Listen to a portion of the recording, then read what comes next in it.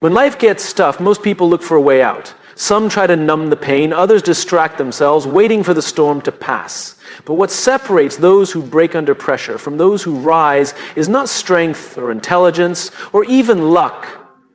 It's something far more powerful. It's clarity of purpose. And there's a story I often think about. It's about a man who ran a marathon on every continent, some in the blistering heat of the Sahara, others in the icy wastelands of Antarctica. When someone asked him how he endured such extremes, his answer was simple. I never ran for the medals, he said. I ran to show my kids what commitment looks like. That's the power of knowing why you do something. When you have a purpose, pain doesn't stop you. It sharpens you. But in the real world, life rarely gives us clear goals wrapped in ribbons. More often, it gives us chaos, layoffs, breakups, diagnoses, losses we didn't see coming. In those moments, purpose isn't something we're handed, it's something we have to search for. And that search can be messy. Because when everything feels like it's falling apart, asking, why am I doing this, can feel like shouting into an empty canyon. But here's the truth. Your reason doesn't need to be big or poetic. It just needs to be real, honest, rooted in something deeper than the circumstances you're facing. Think about the most resilient people you know. Maybe it's a single parent working 2 jobs. Maybe it's a friend who came out stronger after a long battle with depression. Or a mentor who kept showing up every day even when nobody was watching. What makes these people remarkable isn't that they never struggled. It's that they had something inside them that made the struggle worth it. They had a reason to keep going. When we forget our why, we start chasing relief instead of growth. We make decisions based on what feels good now, not what serves us later. We settle, we drift. But when we know our why, we make decisions differently. We act with intention. We choose discomfort if it leads to something meaningful. We endure because we believe it matters. Purpose turns pain into fuel. Let me make this clear. It's not about pretending everything is fine. It's not about toxic positivity or forcing a smile when you're falling apart inside. It's about anchoring yourself to something that reminds you who you are and what you stand for, even when everything else is uncertain. So how do you find your why when life gets hard? Start small. Ask yourself, who am I doing this for? What would hurt more, giving up now or never knowing what could have been? Whose life will be better because I didn't quit? Sometimes your purpose is a person, a child who's watching, a partner who believes in you, a team that depends on you, someone who survived the storm and came out wiser. Sometimes it's a simple idea that maybe, just maybe, your pain can be used to help someone else someday. Purpose isn't always lightning in the sky. Sometimes it's a whisper in the dark. You don't always find it, you remember it. I spoke once with a woman who had built a company from the ground up, only to lose everything in a single year. She was devastated. But she told me something I'll never forget. She said, I cried for 3 days straight, then I woke up and said, I didn't start this to be rich. I started this to prove that people like me could lead, and that hasn't changed. That's what purpose sounds like. It's quiet, but unshakable. When life gets tough, the question isn't, how do I escape this? It's, why must I endure this? And if the answer is true, if it's aligned with something deep in your soul, it becomes a lighthouse. You can be scared, you can be angry, you can be exhausted, but as long as you can see the light, you won't lose your way. We live in a culture obsessed with outcomes, promotions, metrics, applause, but outcomes don't keep you going when life hits you in the gut. Only purpose does. And sometimes, when you can't find your why, you have to borrow someone else's. Serve someone else, lift someone else, because purpose isn't always found in the mirror, it's often found in connection. I'll leave you with this. Life isn't about avoiding the storm, it's about becoming the kind of person who can walk through it with integrity.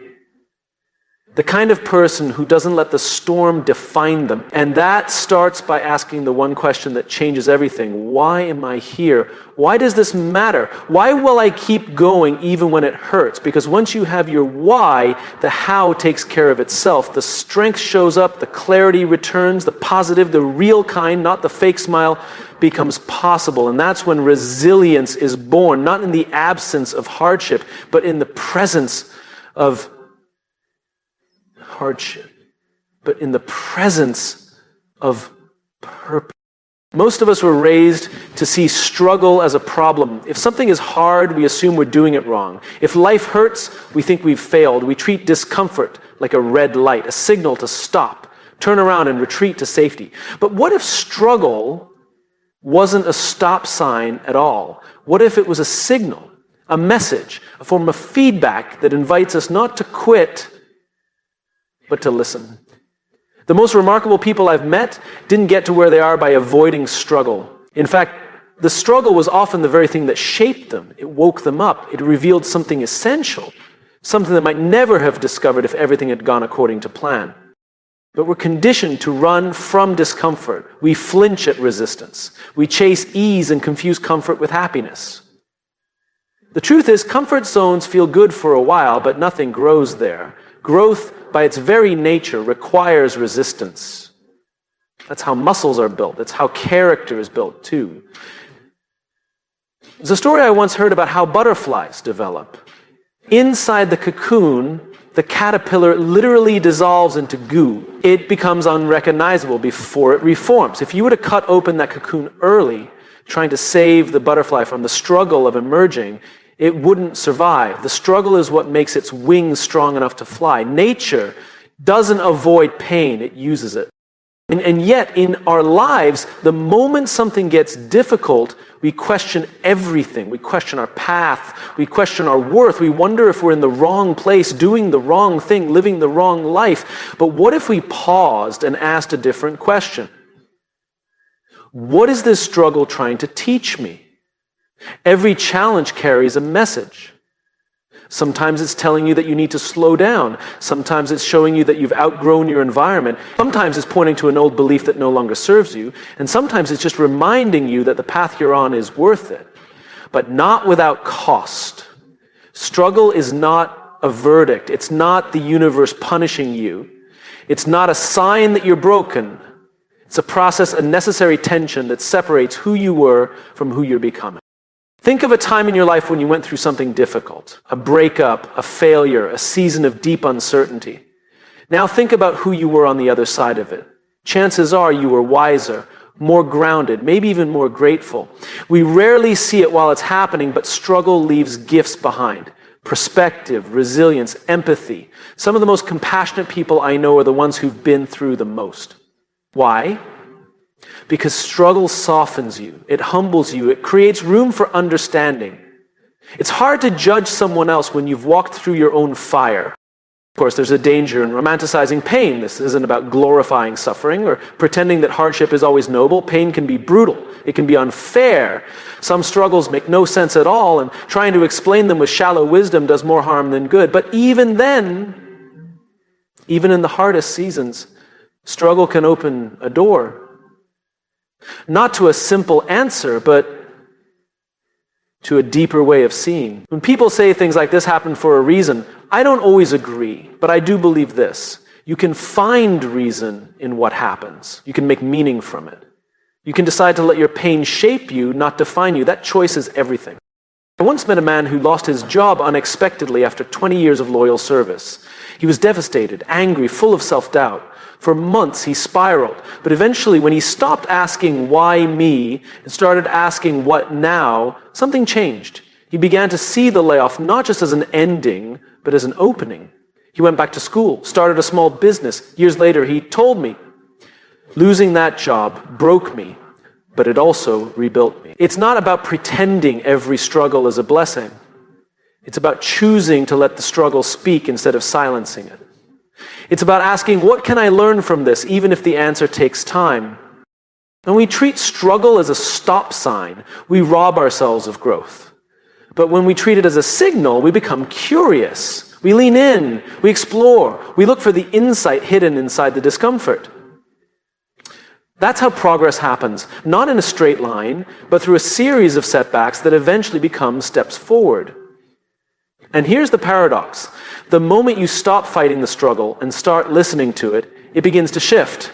Maybe not the circumstances, but your relationship to them. You begin to feel empowered, not defeated, because now you're not just enduring the hard times, you're engaging with them. You're asking them to shape you, sharpen you, show you something. Struggle is inevitable. But suffering, at least in part, is optional. Suffering comes when we resist the struggle, when we think we shouldn't be here, shouldn't feel this way, shouldn't have to go through this. But the people who stay positive when life gets tough aren't the ones who avoid struggle, they're the ones who accept it, welcome it even, because they know it means they're in the arena. They're growing, they're alive. So the next time life feels hard, don't just look for the exit, look for the lesson. Don't just ask, how do I get out of this? Ask, what is this trying to teach me? And remember, this isn't the end, it's a message, a turning point, a signal that you're in the middle of becoming someone stronger than you've ever been. Because struggle doesn't mean you're lost. Sometimes it means you're finally on the right path. When life becomes overwhelming, the first thing most people lose is their sense of control. Plans fall apart, people disappoint us, the unexpected becomes the norm, and suddenly we're staring at a version of our life we didn't choose and don't understand. That feeling, that helplessness, is where negativity breeds. It's where fear, doubt, and hopelessness begin to take over. But here's the truth. Control is never about managing the chaos around you. It's about managing the calm within you. When everything feels uncertain, the most powerful move you can make is to shrink your focus to what is still yours, to what is still in your hands. You can't control what others say or do. You can't control what's already happened. You can't control the economy, the weather, or the fact that sometimes life is deeply unfair. But you can always control how you respond. You can control your actions, your mindset, your values, your effort, your integrity. And that is more than enough. There was a story of a young soldier who was captured during a war and spent several years in a prisoner of war camp. Everything had been taken from him. His freedom, his comfort, his connection to home. But one day in his journal, he wrote a single line that carried him through. They can't take who I decide to be. He knew that even in a cage, his choices were his. That's real control. Not power over circumstances, but power over self.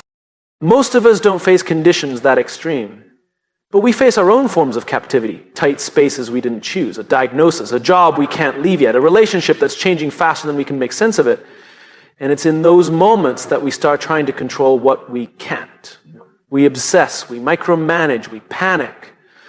But it never works because our energy is aimed at the wrong target. The key to staying positive in hard times isn't to fix everything. It's to focus on the one thing that is always fixable, your next step. Your attitude, your effort, the tone of your voice, the way you treat people, the words you choose when you talk to yourself. That's where your power lives.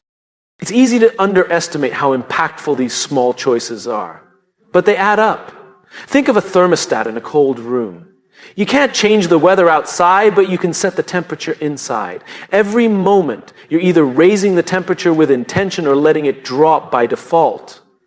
One of the most grounded people I know went through a financial collapse that nearly ruined him. When I asked how he handled the stress, he said, I made my bed every morning. I drank water. I went for walks. I read instead of scrolling. On paper, those things sound almost irrelevant in the face of real crisis. But they were everything because they reminded him he still had influence over something, that he wasn't powerless. And that sense of agency, no matter how small, was enough to keep him moving forward. The mistake most people make when life gets hard is they think control means control over everything. But clarity comes when you learn to separate what's in your hands from what's on your shoulders. Not everything that weighs on you belongs to you.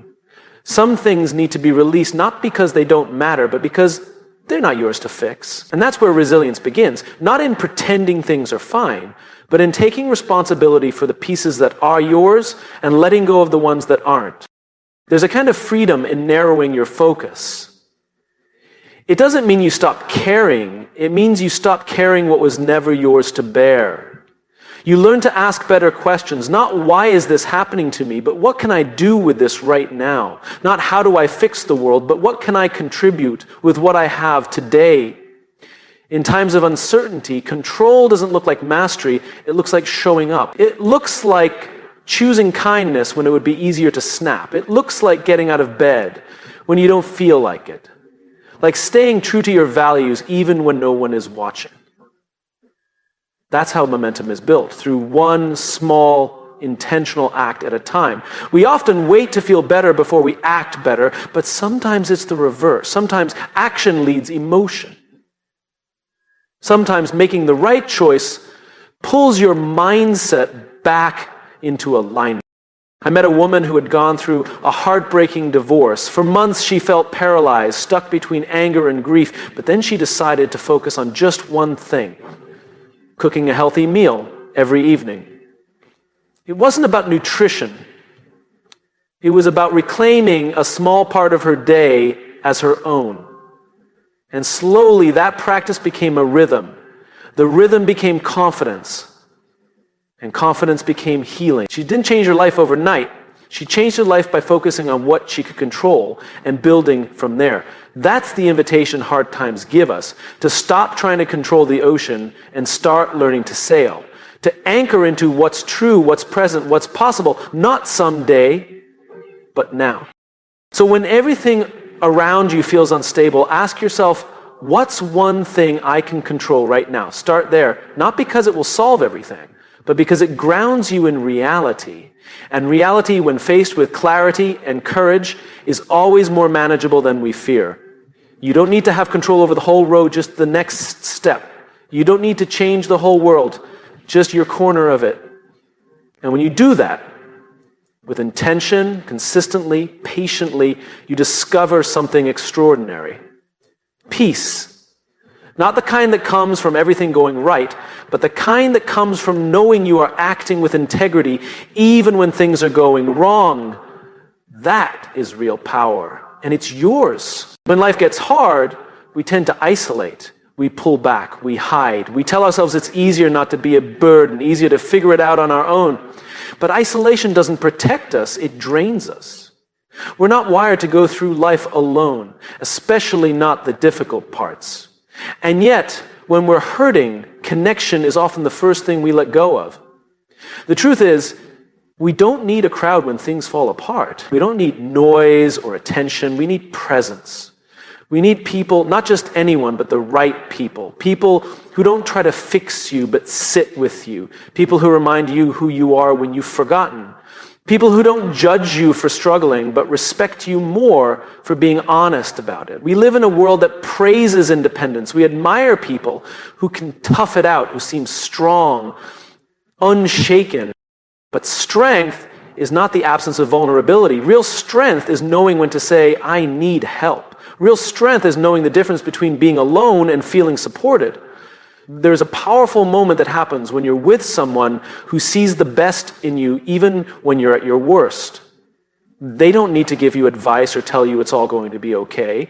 Their belief in you is enough, because sometimes when your voice is full of doubt, you need to borrow someone else's voice of confidence just to keep going. I remember talking to a man who'd gone through a long battle with cancer. He said the most healing moments didn't come from medicine or even milestones. They came from conversations. From the nurse who took 5 extra minutes to listen to his story. From the friend who showed up every Wednesday with no agenda, just presence. He said, those people didn't carry the pain for me, but they made me feel like I didn't have to carry it alone. That's the power of a support system. It's not about solving problems, it's about making space. Space for healing, space for honesty, space to not be okay for a little while and still be loved. But support systems don't just appear. We have to build them intentionally, thoughtfully, and sometimes courageously. Because building strong relationships requires risk. It requires us to be seen, to admit we don't have it all together. And that's hard when the world has taught us to wear masks. But the irony is this: the more we pretend to be strong, the weaker we become. The more we open up, the more resilient we grow. Look around at your life. Who are the people you trust with your truth? Who are the ones who make you feel lighter, not heavier? Who makes you feel more like yourself after spending time with them? These are the people who lift you up, and they are priceless. But we also have to talk about the opposite, the people who drain you. Not because they're bad, but because they can't meet you where you are. Sometimes staying positive when life gets tough means setting boundaries with those who add to the weight rather than lighten it. It's okay to love people from a distance. It's okay to protect your peace. That's not selfish, it's wise. One of the most important decisions you'll ever make in hard times is who you allow to speak into your life. Words are powerful.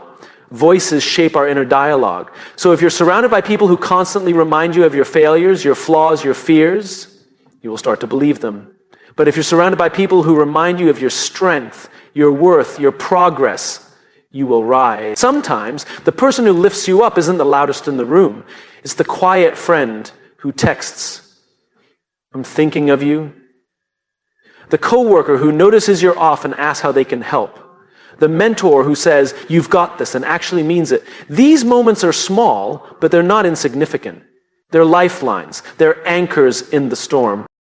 And just as we need those people, we also have to become them. Positivity is contagious. So is kindness. One of the most beautiful things about being human is that we can be someone's turning point without even realizing it. A word of encouragement, a gesture of grace, a listening ear. It could be the difference between someone giving up and holding on. In that way, the support you give becomes part of the support you receive. It's a cycle. The more we show up for others, the more we realize we're not alone in our struggle. And the more we let others show up for us, the more we remind them that it's okay to need help too.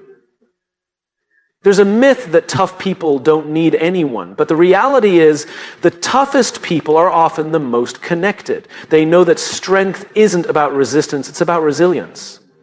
And resilience isn't built in isolation, it's built in relationship. So if life feels heavy right now, don't carry it alone. Pick up the phone, send the message, ask for help, let someone in.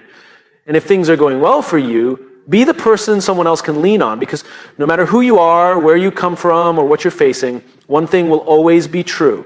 We are better together. In the end, positivity isn't just a mindset. It's a community.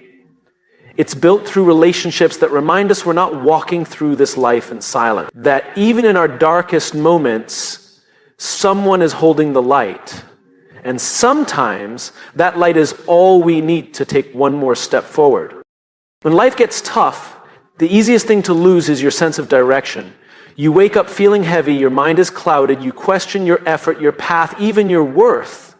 And in those moments, it's tempting to focus on just getting through the day. But if you're only trying to survive the storm, you risk forgetting why you stepped outside in the first place. Hardship has a way of making us forget our why. And yet it's exactly in those moments that we need it most. Your why is your purpose. It's the deeper reason behind everything you do. The thing that gives meaning to your actions and decisions. It's not about goals or tasks. It's about belief.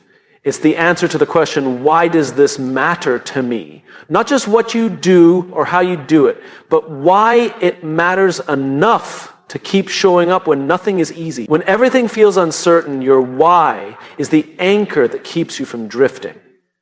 It won't remove the waves, but it keeps your feet planted. I met a teacher once who had spent nearly 30 years in the classroom. She told me the last few years had been the hardest. Budget cuts, changing policies, burnout. I asked her why she kept going. Her eyes lit up when she answered, because every child who walks through that door deserves someone who believes in them even if no one else does. That was her why. It wasn't about curriculum or test scores. It was about belief. And that belief carried her through the hard seasons. Your why doesn't have to be big to be meaningful. It just has to be real. It has to matter enough that you're willing to endure discomfort, face setbacks, and keep going when quitting would be easier. But here's the catch. Your why won't always shout. Sometimes it whispers, especially when you're in pain. That's why you need to keep it visible. Write it down. Say it out loud. Share it with people who remind you when you forget. Because when the fog rolls in, and it will, you need something to guide you. One of the most dangerous things about struggle is that it narrows your vision. Pain has a way of making us focus only on what's going wrong, But your why pulls your view upward. It reminds you that what you're going through is connected to something greater than just this moment. I once spoke with a father who was working 3 jobs to support his family. He was exhausted, worn thin, constantly questioning whether he could keep it up. But every night, before he went to bed, he looked at a photo of his kids. He said, "That's what gets me up in the morning. That's what keeps me going when I don't think I have anything left." His life wasn't easy, but it was grounded in something deeper. And that made all the difference. Your why is the fuel for resilience.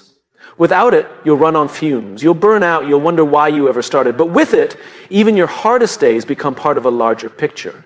Even your pain has a place. And here's something most people don't realize.